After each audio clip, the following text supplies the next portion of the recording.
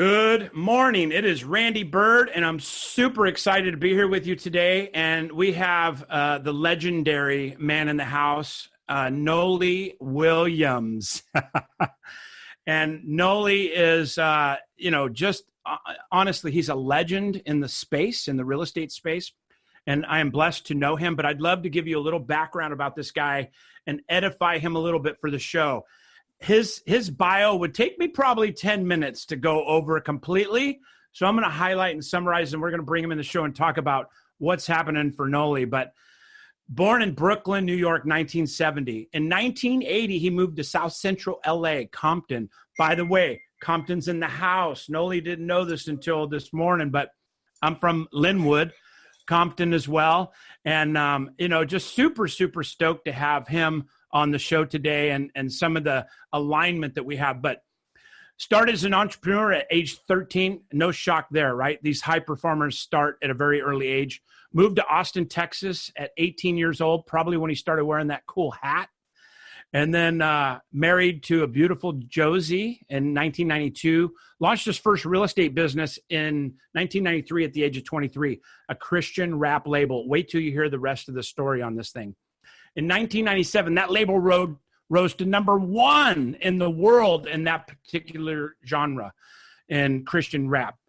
Received a multi-million-dollar distribution deal with EMI Capital, major players in the space, became a seven-figure business, earning over $150,000 a month. Now, he's 27 years old at this stage. In 2002, record label and music business tanked with the emergence of MP3 and digital. We know when that changed that space completely. Lost a 6,000 square foot home.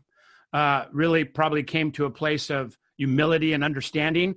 Almost lost all of his possessions. We're going to talk about perseverance and what winners look like when they fail and fell forward. 2003, got into real estate at the rock bottom, took 21 listings his first 74 days. 2003, got into a real estate. 2003 was starting real estate. 2007 became one of top 20 RE/MAX agents in the state of Texas. I remember this as I was in the RE/MAX space right before Knolly Williams. I joined KW in 2007. Joined Knolly Williams in 2009 when I got to know Knolly for the first time and personally in Austin, Texas. And, check this out. Ranked number 7 agent in all of Austin, Texas by the Business Journal. And that's out of 9,500 local agents. He was number 7. 2009, he joined Knolly Williams Realty as a MAPS coach. Launched into the top coach program with MAPS at that time with KW. And I remember him in the short sale space. He was like Cal Worthington in your dog spot to the short sale space and industry and Knolly Williams and the world. I was in his program. I remember that. He was legendary, is legendary. So fast forward a little bit. 2013, begins teaching and training for free.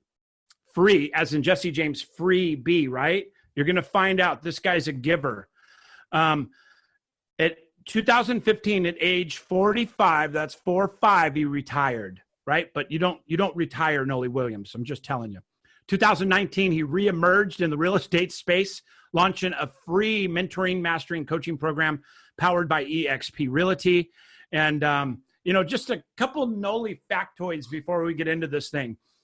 Knolly owned the largest Christian rap label in the world. That's a big space. In the world. Listed and sold more than 1,000 listings during his 10 years as an active agent. National best-selling author. Again, no surprise, winners win and find a way to win. Knolly's spoken at more than 100 cities. I've been blessed enough to see him in a good number of cities, but 100 cities worldwide he's spoken. He loves to share, teach, travel, and enjoy the world and life. And, here's his mission statement that really struck out to me, and I'd like to read it word for word, Knolly. My purpose is to inspire you to become all that God created you to be so that you can live a life you were meant to live. And Knolly, I got God bumps saying your mission statement. I mean, it rings to me. It's close to my heart. And with that, world welcome, Knolly Williams to Tuesday Titans Live.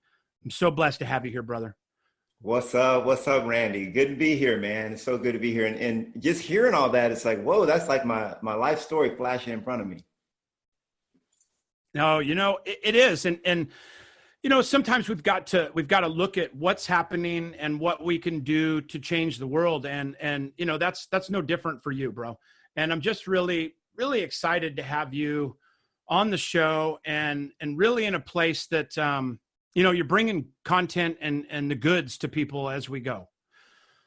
Yeah, thank you. I appreciate that. I'm excited to be here, man. I'm curious to see what kind of questions you're going to ask me because well, I've got some stuff happening that we're going to be getting into. But we'll really, add I a want little the bit. world But to I tell know. you, it's great to be able to be a giver and to give back. And I think, Randy, to your point, I really believe that we're all givers. A lot of us have just lost sight of that, you know. Yeah, it's so true. And the thing for me is, like the passion project of this show. We don't charge, we don't do advertising. It's really about highlighting the titans in the industry. And there's a couple verticals that we go into: real estate, lending, business entrepreneurship. A serial entrepreneur like you. I had a lawn mowing business at a very young age, and then 2 paper routes because I found that if I had 2, I can kind of control a whole zip code. And you're the same way, knowing your background in history. I want the viewers to know a little bit about that. Where do you get wired to be an entrepreneur at a very young age? Because I think that's very valuable to people. And then also, what drives you to just have perseverance and succeed? Let's talk about a little bit about, what that history of you and that entrepreneurship looked like. So my dad came here to the United States from Trinidad. He was born and raised in the Caribbean, and he was 18 years old when he came here, and he had a really different perspective. He went to school. He joined the Air Force. He got out with the GI Bill. He was able to get his bachelor's degree, but he always taught me entrepreneurship. He always taught me to make my own way, and it was very interesting. He taught me a lot of great lessons around that, and he was a guy that he saw the opportunity. He saw America as a land of opportunity when he came here, and he saw the potentiality that many people that are born here just don't see.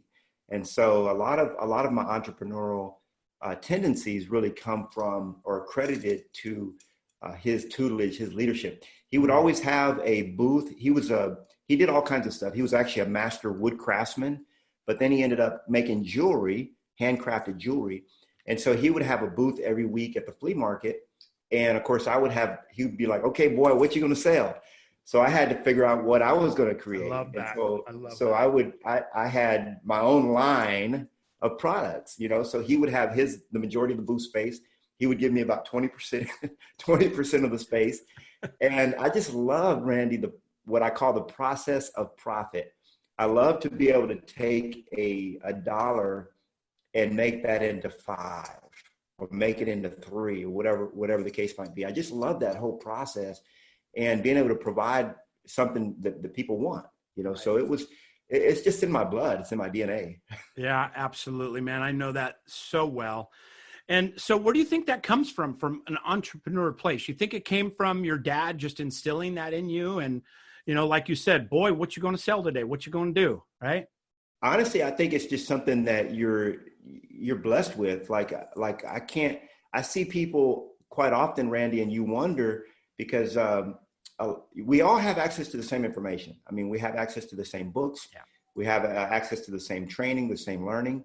But some people take advantage of it and others just don't. And I've always been very, very driven from a very young age to wealth. A lot of people have an aversion to being wealthy, and I just never did, So it's something that I can't necessarily take credit for internally. It's more of a God thing. It's a gift that God endowed me with from a very early age. I mean, I've been selling as long as I can remember. I figured out a way to sell something, Yeah, absolutely. And I think we also grow through that entrepreneur spirit of understanding what that looks like. And then, for me, I could sell ice to an Eskimo, and that's a pretty common statement. but I did it without knowing what integrity was in the early ages, Right. because I didn't know. I mean, I remember, and I think we're out of the statute of limitations, but I did a lot of sketchy shit when I was younger. Yeah. Excuse Same my here. language, but I remember taking newspapers out, you put your quarter in, take 20 newspapers out, and I'm selling newspapers for quarter a piece. And I'm like, dude, this is like a 400% profit margin. Well, no, I was stealing and reselling them. But, when you're at that age, it just seemed like it was okay. And not to make excuses, but my environment when I was young was that it was a place to where it was a different world for me, right? Do me a favor, Knolly, make sure your mic's not off. I see a little cross in your mic. I usually mute it when you're talking. That way I don't. Oh, is that okay? I just wanted to make sure we weren't I wasn't missing this valuable content. All right, cool. You're totally good. So I just saw it and I was like, no. So, for me, that path of integrity came after, really. It came to when all of a sudden it was everything I had. It was the moral fabric of what I was worth, right? My worth was the only thing you have is your word and your integrity. But I didn't learn that until later on, especially as I was getting to being brought up in Compton and South Central and going to Southgate High School, Huntington Park Elementary. And we have a lot of connections in that space, Compton. That's a rough environment. I mean, my whole environment of what I knew was a hustle, right? Yeah. So there was some hustle to get ahead. And, a lot of guys went the wrong direction, and a lot of guys found faith and stuff. And I want to get into this. I know you're a man of faith and of the cloth, and I'm a Christian, but I found it later in life because I was forced to go to church when I was little. And so I rebelled against that as soon as I had an option and opportunity to rebel against it. And then honestly, it was our brother, Brent Gove, that near and dear to my heart. He's a brother to me. Wow. He's the one that brought Christ back into my heart. Amen. And this is only a few years ago. And, it's there, but he gave it life support and brought it back to me. Wow. and helped me understand that. So, and I'm not a guy that talks a lot about religion and politics and all that stuff, but I'm proud of that. I'm proud of that. I remember that day on the side of the road that he passed me off to Father Francis that I then talked to for an hour. And Father Francis basically, brought Jesus back into my heart that day, sitting in basically the footprint of Mount Shasta, which is, one of the most powerful places on earth by a couple measures. And so I want to transition to you a little bit. When did you find that spiritual guidance, if you will, in your life? Because I know that's part of your moral fabric. Am I right? Yeah. And it sure is. I mean, absolutely. From the time I was 18 years old when I came to Jesus myself. And my story, I was because when you're an entrepreneur, like you said, if you don't have ethics and morality in what you do, and by the way, many of the largest corporations in America are unethical. They are basically like cartels, the way they operate. Why? Because they provide products and services to people that they know harm them, that they know are harmful in the long run and even in the short run. Yet they don't realize that they're answerable to an almighty God for their actions. And so when I was young, I was the same way. I was like, you could take it, Randy, all the way to the young thug on the street, all the way to the major corporations. And if you don't have if you don't have an ethical, if you don't have that ethical component, you can get into some shady stuff. So that's what I did when I was 16. I was expelled from the LA County, the LA Unified School District. I was expelled from that school district for selling drugs in school, because to me, that was like, when you start becoming an entrepreneur in LA, it's like, okay, where can I make the most profit? Yeah, right. Where's the biggest vertical? Well, it's pretty clear where it's at. It's on the corner. Exactly. So I got into that. But when I was in juvenile hall, I had a lot of time to really, really think and reflect on my life and where it was going. And distinctly, I remember, but in juvenile hall, interestingly enough, I learned how to go from selling marijuana, which is what I was busted for. I had 4 felony counts of marijuana sales, to selling crack cocaine. That's what I learned how to do while I was locked up. So then when I get out, guess what? About you. Yeah, when I get out, I'm into a whole new line, right? And so that went on for some time until finally, I mean, I moved out of the house when I was 16 years old. My mother was a Christian as well, and she was a little bit fanatical, like probably really fanatical, bipolar, if you could say that. Yeah. She was really off the edge with it. So I rebelled also. We went to church every week and all that, and I said, man, I'm done with that. So an interesting thing happened when I was about 17. I moved out of the house when I was 16. I was actually paying my rent to the lady I was staying with. She was hooked on drugs, so I was paying my rent with drugs. And I went out to sell in the afternoon, which I never did. I went with my buddy Sagloke. They call me Rubber Dub. You know, everybody had names back then. Yeah, I wonder, what was your name, Randy? Back then? So I was Birdman, and I liked that, but they always did the early bird got the worm, and the reference was obviously, you know, what it is. I hated that, bro. I hated that, like a fight over it. And now today it's like, it's almost kind of a calling card. Early bird gets a worm. I love it. Right. So it's amazing. But yeah, I didn't like my nicknames when I was little. Yeah, Birdman has been with me forever. I got a big Birdman tattoo and stuff. Well, a lot of us during that time, we had nicknames. So I started off, they call me Chicken Man in school. And then I call myself Scratch Master K because I started doing the turntables and into rap and all that. And then Rubber Dub became kind of like my name. So then my buddy, his name was Sagloke, Corey Lee, a bunch of, you know, no goods. Right. And so, yeah, we went out and there was a raid on the projects. And what happened was I ended up being able to get away, but my buddy, we call each other cousins, you know, when you claim cousins. Yeah. So when we got to the safe spot, which interestingly enough was a Catholic church, we got to the safe spot from the raid. There was like 50 cops coming in all different directions. Wow. Some of us escaped, most didn't. And it turns out that Sagloke, he was out on parole, which we all knew, but Reagan had just come up with the 3 strikes. And so when Sagloke was out on parole, he got caught. He got another case, what we call a dope case. So he was in for life. It was like 40 to life or something crazy. Rule. Yeah, he was done. So that's really, Randy, when I started thinking at about 17 years old, actually I was just turned 18, man, I got to do something different. And so little by little, I started returning back to the faith of my roots. And I remember around Thanksgiving, my uncle came to California from Austin, Texas.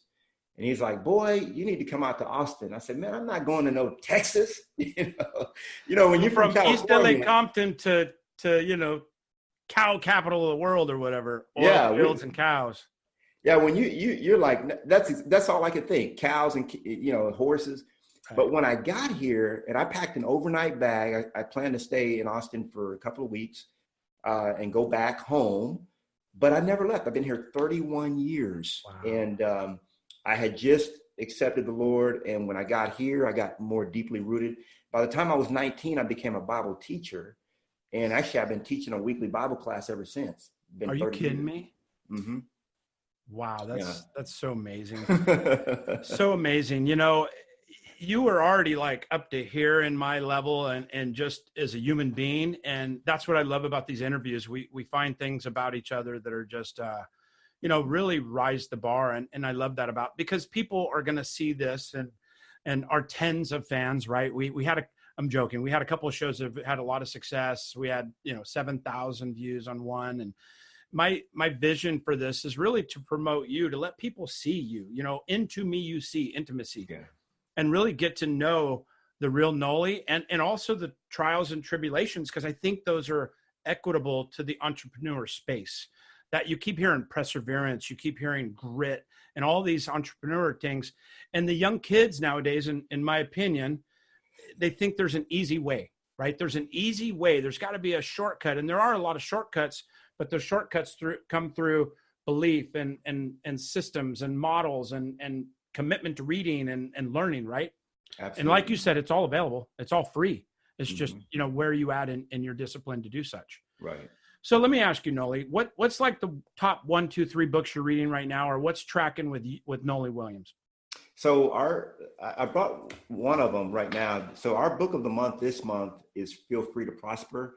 So I've got a group that I teach called Mentorship Masters, and we have a book of the month. I've read thousands of books, and that's one of the things, Randy, that no matter what, I've always been a voracious reader. When I was in 5th grade, I was reading on a sophomore college level. Okay, Is that right? That doesn't say anything about any of my other classes. Right. Those were decimals. You're going to talk about the good ones. Yeah, but I've always loved to read. So this is Marilyn Janae. She has a book called Feel Free to Prosper, which is absolutely amazing. I love it. One of my all-time favorite books is this one right here called The Power of Your Subconscious Mind by Joseph Murphy. Right. This is an absolutely amazing book that it should really be required reading. Really? Yeah, this one is absolutely. Who's the title again? Joseph Murray? Joseph Murphy, Dr. Joseph Murphy. Murphy, okay. Power of Subconscious Mind. Okay, I'm getting that one today. Yeah, this is, and they're on Audible, both on Audible. Awesome. I like the book Letting Go by Dr. David Hawkins. It's an absolutely amazing book. One of the things I learned recently, Randy, was the fact that we within the last 3 years, or consciously, it came to the forefront of my understanding, is that we have 4 bodies. We have a physical body, we have a spiritual body, we have an emotional body, and we have a mental body. And so we have to feed those bodies. And science has discovered that the Homo sapien has 3 brains, and that's a whole nother topic. But so getting this knowledge in is so very important.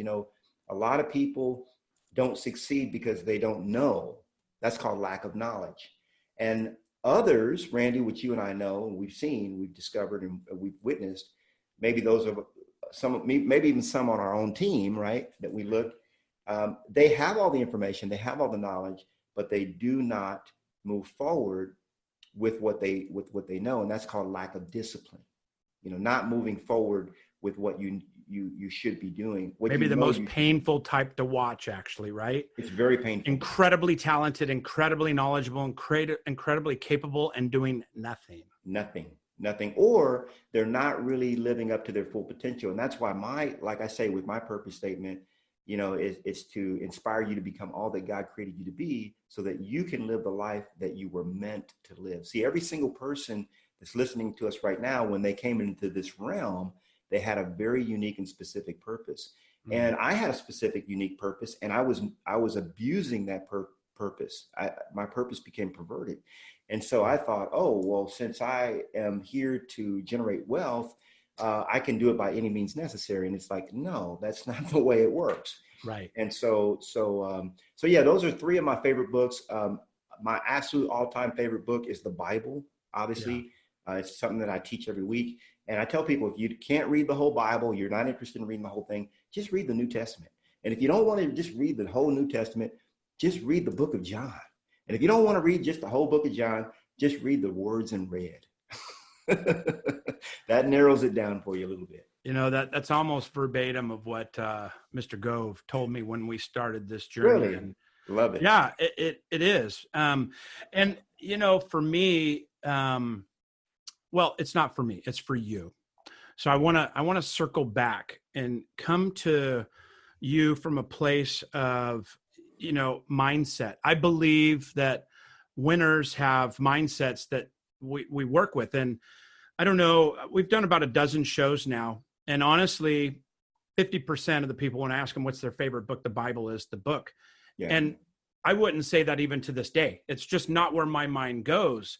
But that means that I'm still on that journey to find what really is my North Star, right?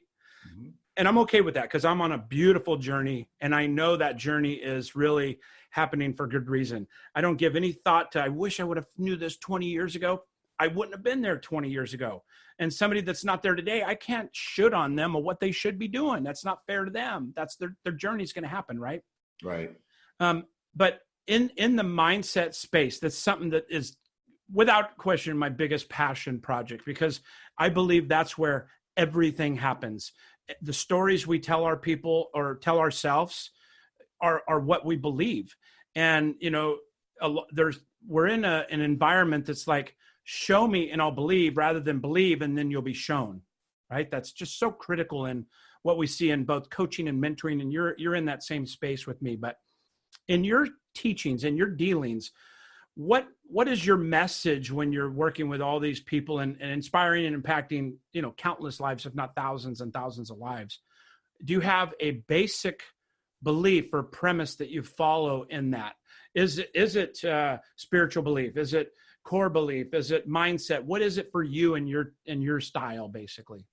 With my style, I actually have 8 pillars that I teach people that come to me to create wealth, because they're living hand to mouth, or they're in feast or famine, which you and I know, Randy, doesn't have to be. I mean, feast or famine is not a place that you want to live. That's for teenagers. That's for amateurs, for novices. Right. And so mindset really is 99%.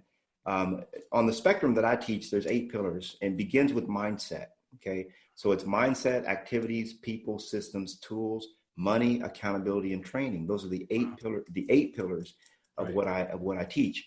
Now, number 1, what it all begins with is mindset. And right next to that, I have activities. Okay.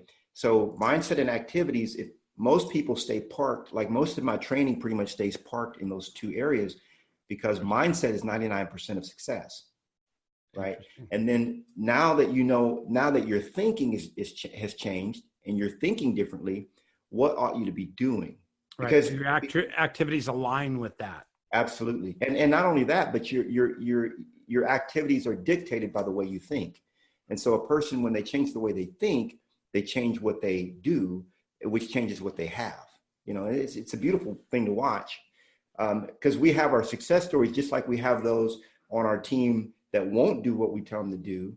Because Randy, you know that if you model something for someone and they do what you tell them to do and they say what you tell them to say, they absolutely will have success, someone on your team.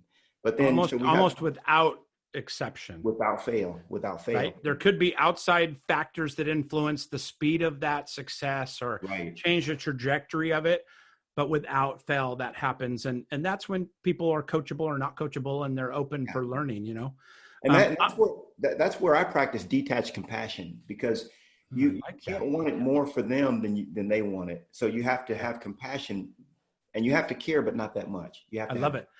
We use a coined phrase, carefrontation, right? So that's kind of a Tom Ferry thing, carefrontation. I like that. And it's basically the same thing that you're talking about. I really like that mindset that you're leading with. And, I think Jim Carrey said it, and I love Jim Carrey, and I track with comedians a lot, but Will Smith's like my favorite guy on the planet.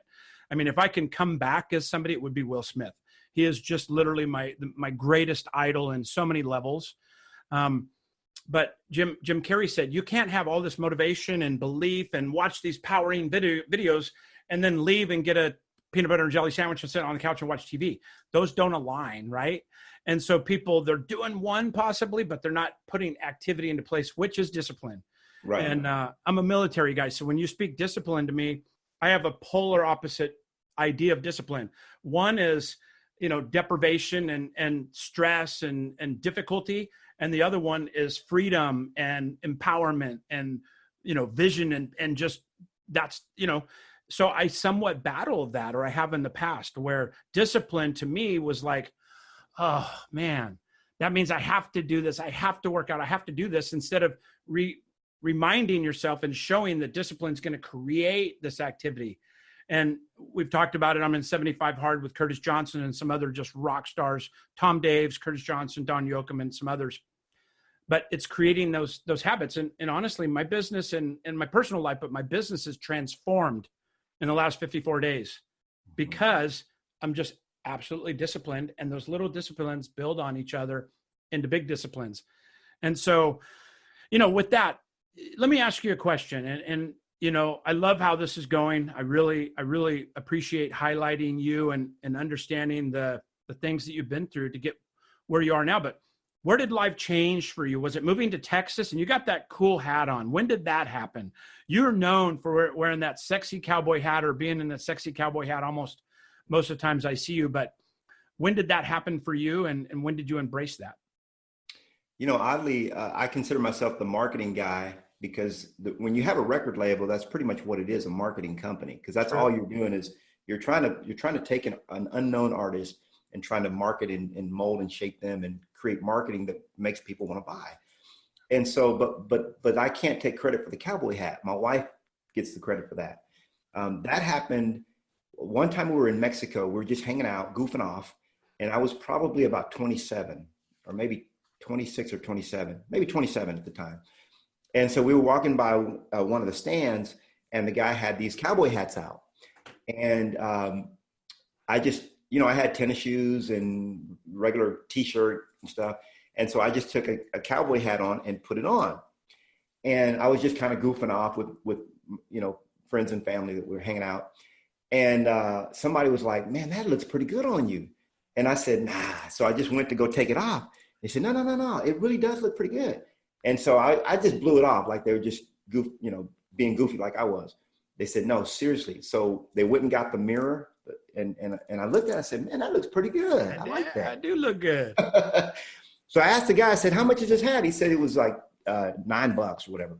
Yeah. I said, I'll give you $6. He took $6. So I gave him $6 for my hat. And I just started wearing them. That was back when I was in the music business. And next thing I know, I had boots and, I had a 10-acre property. Wow. And I started riding horses. And so it went downhill, put it that way. So here's the interesting thing though, Randy, when I got into real estate, I was 33. So I had been wearing my cowboy hat for about 5 or 6 years. Okay. And I told my wife, I said, I'm done. When I get into real estate, there is no way I'm wearing a cowboy hat. Interesting. People are going to think I just do farm and ranch, or they're not going to know what to think. Like, who is this?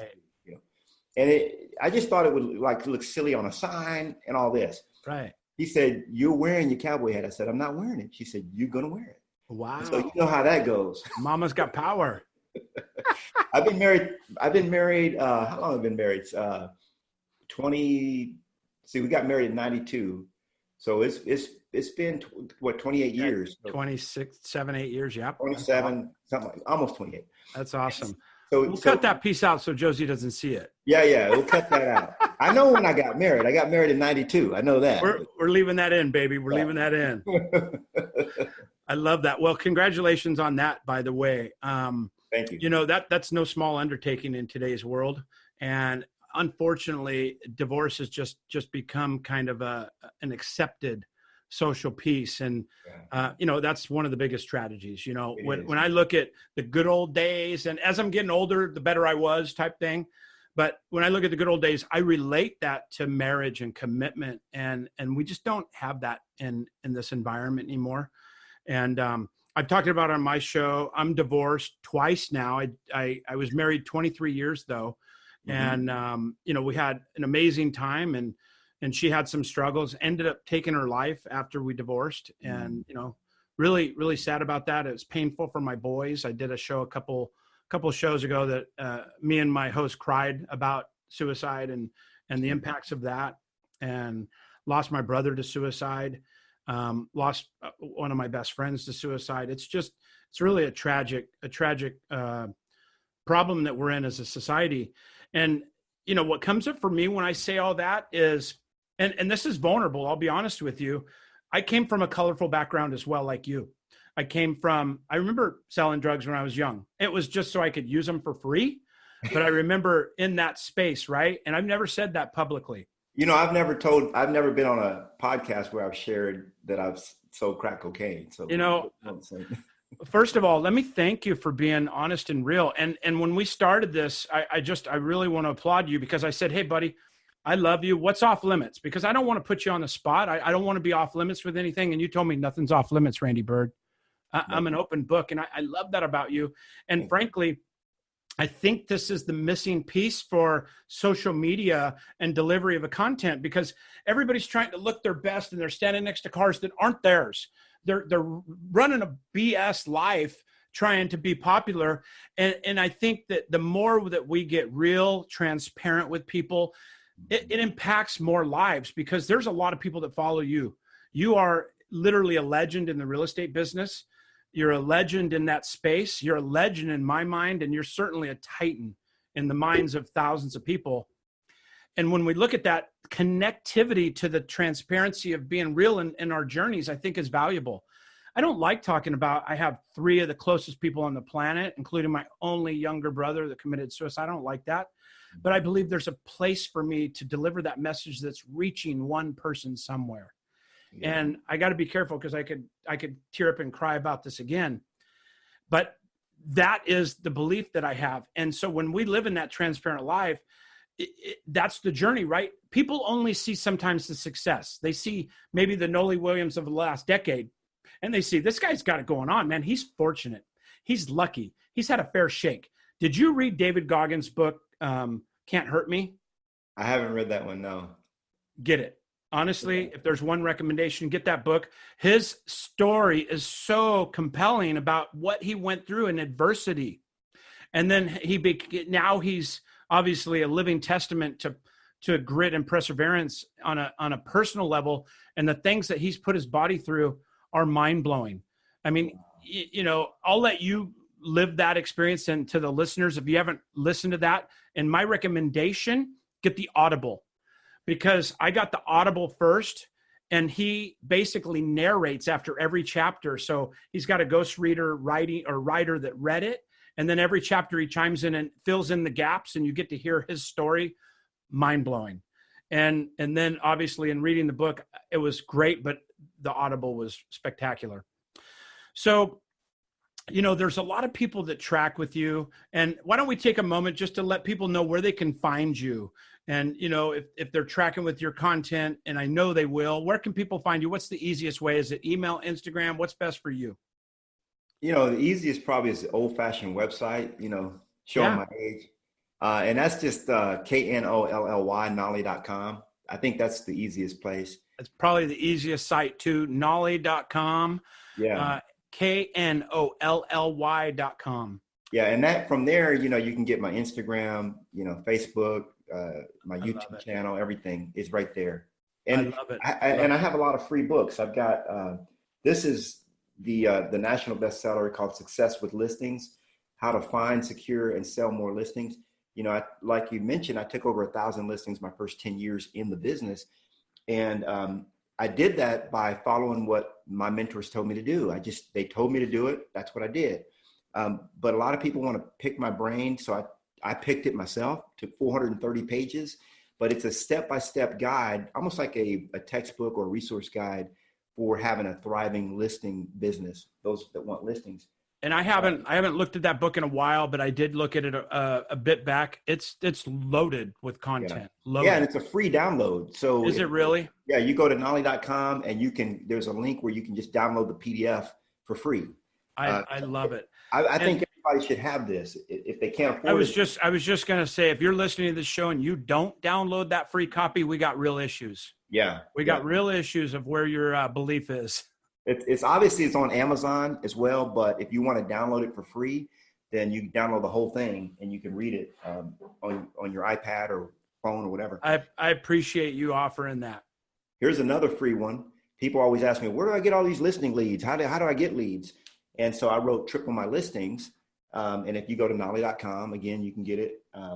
This one we actually ship to you for free. You pay the shipping and we mail it out to you. But it's another great resource for people that are looking to up their listing game. I love it. I love it. So this is a little bit of a selfish question on the show. I'm in the process of writing and starting a book on my own. I know a lot of people want to start and write a book. Can you walk us through that process a little bit, since you've been successful in it? You've navigated that space. Any nuggets for people to take away from the show if they want to get into writing their own book, or they have a passion project? Yeah, I actually, interesting you should say that, because I actually ghostwrite also. Oh, you do? So I wrote this book called Consider It Sold, which is a complete guide for sellers. It's a seller's guide for getting their home sold, all the things to expect. When did that come out? That came out in 2000. I want to say this was about 2014, maybe. Okay. Maybe 2015. Okay. But it's just something that I print. I never really published it. I just wrote it and gave it to my sellers so that they could see, because my whole thing is I teach people how to become famous. And so I always looked and said, okay, what do famous people have? They have a book, they have all these different things that famous people, they have a press kit and so on. Right. So I created all these things that famous people have. And so I would always tell people, hey, go out and write the book. It's 8 chapters. Here's what to put in each chapter. So finally, one of my students convinced me to license it. And so no kidding. Same book. I love it. and it doesn't cost them a dime because they have basically what you do is you go out and get your sponsors on the back, and then they pay $100 a piece. That pays for the license, the copyright license. Smart. So that's for this book for sellers. But if you just want to write a book, like maybe your life story or the Randy Bird experience or something like that. Yeah.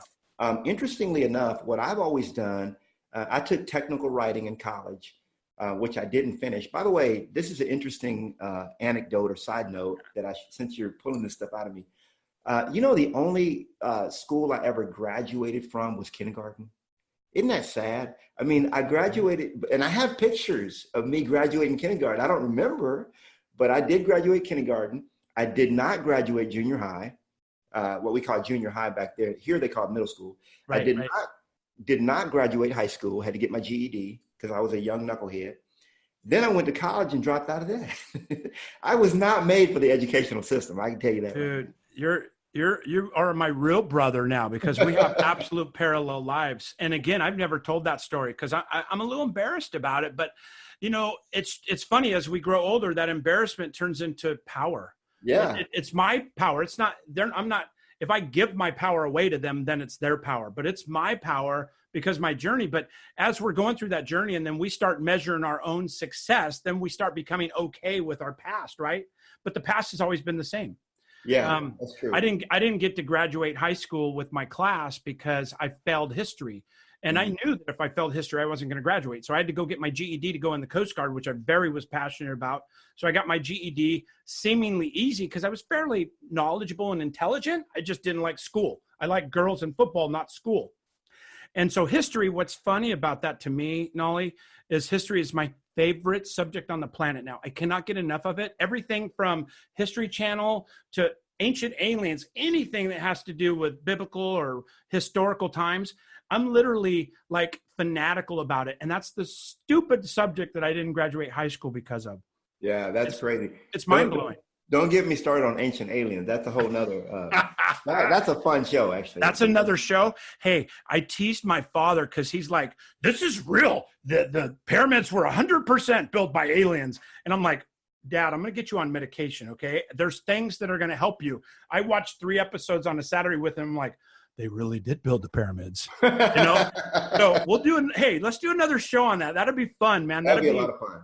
That'd be a lot of, we could call it rub-a-dub-dub aliens. Rub-a-dub. So just real quick, I'm going to give you a couple quick tips on writing a book. So appreciate it. Thank you. Number one, create an outline. Look at some of your favorite books, and it's all manifestation, right? It's imagination activation. So when I write a book, Randy, what I do is I find a book that looks like the book that I want to write. Not in content. I'm just talking about the size of it. Like when I started this book, I already knew how big it was going to be because there was another book there was 2 other books that looked exactly this way. I knew the size of it and everything. Really? That's a whole nother probably road, but just begin to see that book. And then you start with the outline. What do I want to tell people? And that's the table of contents. So I want to talk this, and that, and then you create the table of contents. And then you start filling it in. And what you do is you take out your iPhone. Okay, if you don't have an iPhone, they sell them at Apple. No, you can use an Android. And all I do, I have an app on here that I use. They have a text app here, but I use Simple Text is the app, or Simple Note is the app that I use. Simple Note. And I actually literally dictate my entire book. Okay. So it types while I say what I want to say. Now you can take that content and hand it to an editor, when you feel like it's more or less ready. Can you do it by chapter? Or do you have to wait till it's all done? What do you recommend? I do it by chapter. Oh, so yeah. Say I'm going to write 10 chapters and I have 3 done. Would you recommend me getting those to a ghostwriter to get that started, or wait till I have the whole thing kind of laid out? It depends on your writing style. If you're really, really a good writer, you may not need to go to a ghostwriter. You just go to an editor straight. I'm a good talker, not a writer. Yeah. Well, if you need somebody to, if there's, the editor that I found for my book is on Fiverr. Oh, really? Yeah, Fiverr. Yeah, no, I've Um, heard of Fiverr. So they have editors that can handle that piece of it. oh yeah, she's got hundreds and hundreds of reviews, all 5 stars, and she's actually a book editor. So Can you share her name, or do you want to keep her secret? Yeah, sure. They have code names. Her name is Orange Girl, Orange Girl, okay. but I can send you the actual link to her, so you. I'd love that personally. I'm ready. I'm nailing it on based what you just downloaded. I've been following kind of that routine without knowing. I've got a ton of content that I spoke into my phone. I'm ready. I feel passionate about it. I've laid out the 12 chapters kind of historically through it, but I appreciate you sharing that. I know you're an expert in that particular category. You've obviously got a bestseller and some other things. So what's your book about, Randy? You're going to put me on the spot, man. So obviously there's a coaching and real estate theme to it, but it's really about my journey, right? And once you listen to David Goggins' Can't Hurt Me, that's where my inspiration came from. When I listened to that, I'm like, I have to tell my content because there's a lot of pain and tragedy in my life. And I failed a couple of times. I went bankrupt when I was, in the 2001 World Trade Center thing. I was 30 years old and bought a $2 million business when I was 30 and lost it 10 months later after it was just crushing it. 911 killed us. And I was in a space that was very susceptible to that, being home improvement and high-end appliances, high-end. And it eroded me for like a decade. I didn't know my way. I didn't know what I wanted to do. I second-guessed everything I did. And it wasn't until later, till I got another win under my belt, built a little self-confidence, realized that I was codependent and I had some real issues with me that I didn't know about. And it was because people that loved me go, and it was an ex-fiance that handed me a book called Codependent No More. And I'm like, I don't even know what codependent stands for, frankly. True story. And Rhonda, if you're listening, love you for telling me that day. And we're great friends to this day. But I didn't know what I didn't know, right? I read 2 or 3 pages of this thing and I'm like, I'll be darned, I am codependent. Now I have to face that, right? And then that led to opening up other avenues. And now I'm a personal growth junkie, right? It's just, that's my jam. So I want to write a book that takes me through my life, basically into a place of success and the things I've learned, and really perseverance and grit comes to mind, right? Because I've failed so many times I can't count, but I've always failed forward, and at least in my mind. And I always knew that the next thing, and it's going to have an entrepreneur piece to it, because that's really what my passion is. For me, I'd rather own a hot dog cart in front of Home Depot than make $400,000 a year at the post office, punching in, punching out, sorting letters. It's just not even a question, right? Same here. Because I can get the best damn hot dog cart in the state, and I can put diamond plate on it, and then I can build 2 and then build 10 and scale that. That excites me. That will keep me up at night, where the post office, there's no way, right? And I had a nightmare the other day, like 2 days ago, honestly, and it's never had this nightmare before, but I was working a regular job, like what they call regular jobs. Right. J-O-B, just over broke. Yeah, exactly. And it was a nightmare. I woke up and I was like, I literally was going into the office. I was like, I knew that I had to hurry up and wake up from that dream, Oh, man. But I've been self-employed since 23. I have too, man. I went through the hotel business and worked in the hotel business, but I moonlighted, had 2 other jobs at the same time. Mm-hmm. I've always had 2 or 3 jobs, but and the last thing I'll say that I think is really powerful about this show, and you asked specifically about the book, what comes up for me, is I got into coaching. I coached with Knolly Williams, obviously a little bit, regionally, locally. I got into national coaching with a national coaching company, Tom Ferry. I don't think it's a secret, but because I needed to tell myself that I was motivated every day, and to keep myself accountable to all these things I learned through these adversary times, right? Going bankrupt back in 2001 and wanting to build that. And so I really dug into that. And so the reason I got into coaching after my brother committed suicide, shortly after that, and I got broken up with, and all these things happened to me all at once.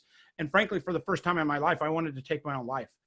And I don't say that lightly, because I was always the guy that didn't understand that. I was like, how could anybody take their life? Go live on a beach in Hawaii and teach scuba diving lessons for $20 a day cash, and you're living like a king. Yeah. That's not what happens when you're in a depressed state and when you're in that place. And whole nother show, right?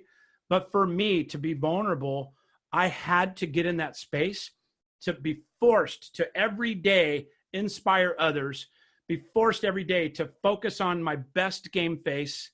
And I did that for me. Nobody knows that, but I did that for me. And through that transition, I became in love with the process. I really am absolutely passionate about helping others. And in the quiet darkness of that space with me and the client, I don't care about anybody knowing about that success now. That's a difference as well. Because as I was rebuilding my self-esteem, I wanted people to know how great I was. I cared how many likes I got. Now I deliver content with no concern with that. But it's a journey. You can't just decide you're going to do this tomorrow and have all these things come into place. You have to go through those kicks in the knees, scraping your elbows, and dragging your arms on the ground. Would you agree? Absolutely. Absolutely. I've been personally, I've filed bankruptcy. I've had a home foreclosed. I had a home go through short sale.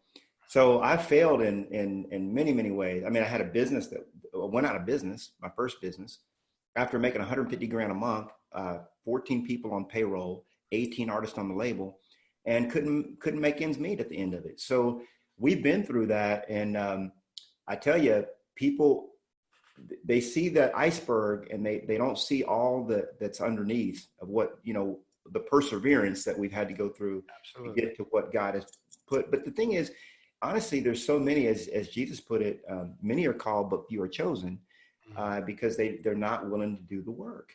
And it's, but I tell you, the work is worth it. The work is worth it. Absolutely. Speaking back, Randy, on the suicide thing, I had a friend of ours, a church friend, who committed suicide. And it was very difficult for them to get people to speak at the service. So I chose to speak, and I did a poem called Tragedy into Triumph. And it's incidentally has been a poem that I've been able to share with people that have gone through, family members or friends that have committed suicide. And so I'd love to, I'll when we're offline, I'll share a copy of that poem with you. I'd love that. And, I'm so blessed to have you on the show today. And, we could probably speak for hours, right? There's no question we could. There's little question. Matter of fact, with your blessing, I'm going to put you on my radar. I want to come see you sometime, hang out with you just as a human being.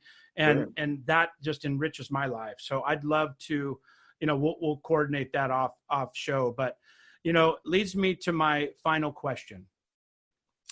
And, this could go anywhere you want it to go, but basically what's the greatest impact you want to have on the world?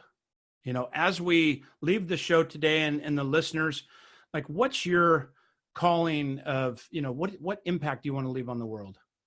That's a great question, because, and as you get into the PD space, or the personal development space, it really is a rabbit hole, isn't it, Randy? I mean, it never ends. And I spend an hour and a half to 2 hours a day reading or listening to personal development stuff. My biggest passion is to see people doing what they were put in this realm to do. When you look at all the different studies and different books that have been written, the regrets of the dying and so on, the biggest regret that people have, and by the way, a recent Gallup poll of 150,000 Americans, the ones that are supposed to have the dream, if you will, right, said that over 70% either hated or disliked their jobs.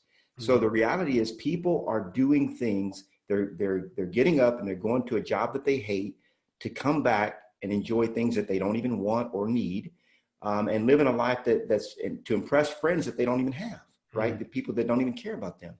And so my biggest thing that I would like to do in this realm at this point, being right about to turn 50, is to inspire and help others to understand what their purpose is. I created a course called Discovering Your Divine Destiny, and it's like an 8-week course. And that's really my passion, man. I mean, I love real estate to a fault, probably. I'm building a big real estate team, big real estate group, and I love sewing into these people. I think that real estate is a conduit for your purpose. It's sort of a financier or a space for you to be able to live the purpose that you have.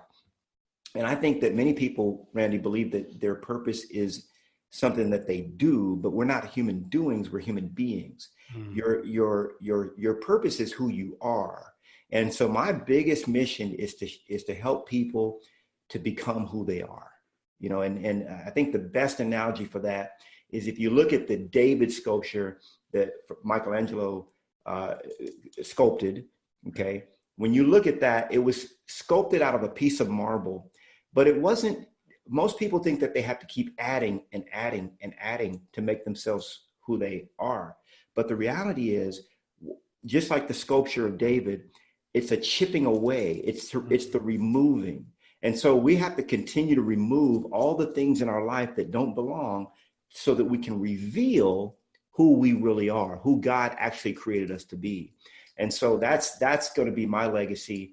At least the next 20 years, I'm dedicating my life to helping people to understand why they're here, what their purpose is, and to be about that purpose.